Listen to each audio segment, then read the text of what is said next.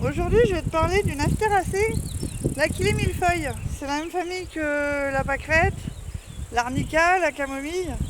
Tout un tas de plantes qui ont des propriétés médicinales fort intéressantes. Je vais t'apprendre à reconnaître cette herbe aux femmes, ou aussi appelée herbe au charpentier, pour ses propriétés merveilleuses. La couleur de ses feuilles, c'est un vert glauque, vert bleu, dû à la présence de molécules d'azulène. Ça c'est pour le petit côté scientifique.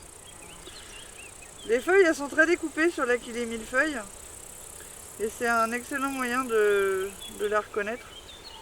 Tu peux la goûter aussi pour la reconnaître. Elle a une saveur qui rappelle un petit peu la camomille, le serpolet. Moi j'aime bien la manger quand je mange un bout de tome. Grignoter des petits bouts de feuilles d'Achillée, c'est sympathique. Sinon, pour la reconnaître, elle a des touffes de capitules floraux. Alors d'un point de vue de l'évolution, c'est une plante qui est vraiment chouette. Elle a évolué en grappe, donc comme une grappe de raisin avec les raisins qui sont disposés autour du milieu de la grappe avec des petites tiges. Et puis ensuite ça a continué d'évoluer et en fait si tu regardes chacune des petites fleurs qui forment ce qu'on appelle des capitules, exactement comme la pâquerette ou la marguerite, avec plein de petites fleurs jaunes au milieu, qu'on appelle le cœur en général sur une pâquerette, et plein de petites fleurs ligulées autour, ce qu'on croit appeler les pétales sur la marguerite. Et en fait, c'est des capitules complets avec une dizaine de fleurs à peu près, un peu plus, sur chacune des petites inflorescences qui composent les grosses inflorescences de capitules des Achillées millefeuille. Viens voir, je t'invite à venir voir de près ce que je raconte. Je vais te montrer les fleurs ligulées et les fleurs tubulées.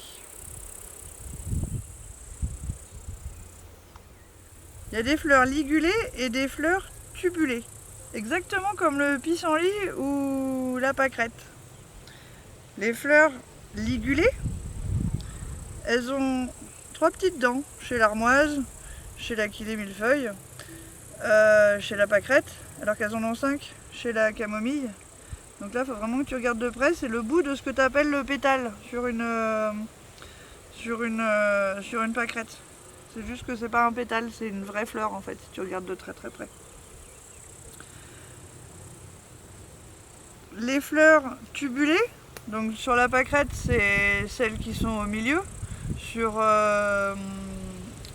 certains tussilages, on voit bien, c'est carrément des grosses fleurs au milieu.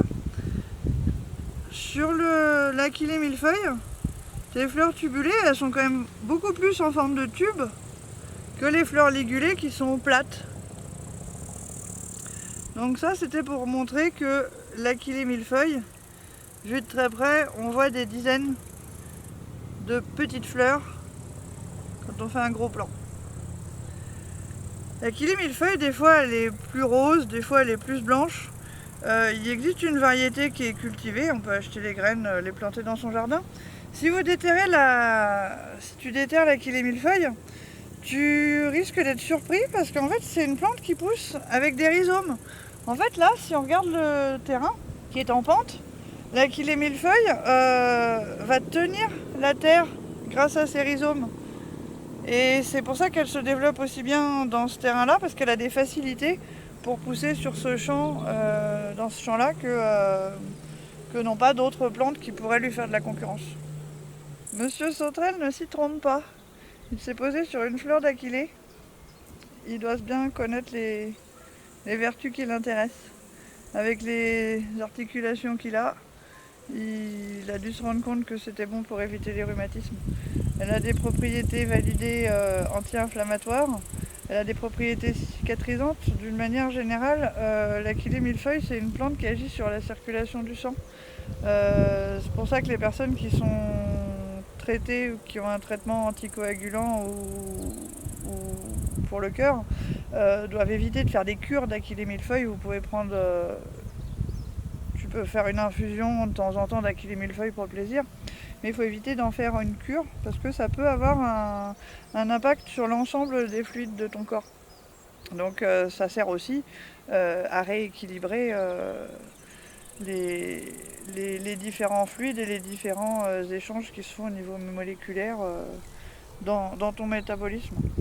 Monsieur Sauterelle, est-ce qu'il t'a dit qu'elle était bonne pour le système digestif aussi? Parce que comme elle est amère, elle active les glandes de l'appareil digestif. Elle est aussi appelée herbofemme parce qu'elle peut avoir des effets tout à fait positifs par rapport aux problèmes d'endométriose, par rapport aux règles. Elle a des effets sur le circuit lymphatique. Elle est excellente comme antibactérien, antiseptique. C'est vraiment la panacée.